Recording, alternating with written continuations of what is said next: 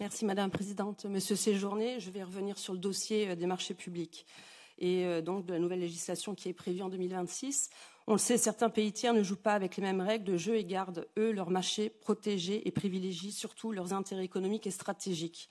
J'avais demandé à votre prédécesseur la liste des 10 plus gros marchés gagnés par des entreprises européennes chez nos concurrents et inversement la liste des plus gros marchés gagnés par nos concurrents en Europe.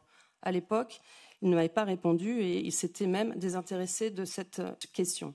Alors, j'entends mes collègues aujourd'hui qui parlent de préférence européenne et je les remercie, mais nous, à l'époque, sur le dossier marché public de la défense, nous avions proposé cette préférence européenne, mais elle avait été boycottée. Donc, je me dis que les temps changent et tant mieux, puisqu'il nous a aussi donné raison. Mais il y a urgence, et vous l'avez rappelé, comme mon collègue l'a dit hier, lundi matin, et je vous cite parce que mes collègues ne l'ont pas peut-être entendu, vous aviez dit, pour répondre à Trump, que nous pourrions décider de retirer l'ensemble des entreprises américaines des marchés publics européens. C'est le bazooka économique parce que sur certains services, nous n'avons pas d'autre option que de choisir les Américains, notamment dans les services numériques. Pourtant, j'ai été contactée par des professionnels du cloud qui proposent, eux, des solutions européennes. Donc mes questions, comme vous le savez, la Commission doit donner l'exemple. Et vous êtes aussi en cours d'évaluation, donc au lieu d'aller regarder très loin, peut-être regarder déjà ce que propose la Commission, notamment les solutions par rapport au cloud et cette dépendance que nous avons, puisque aussi nos fournisseurs européens demandent à être aussi entendus, à être intégrés dans ces marchés.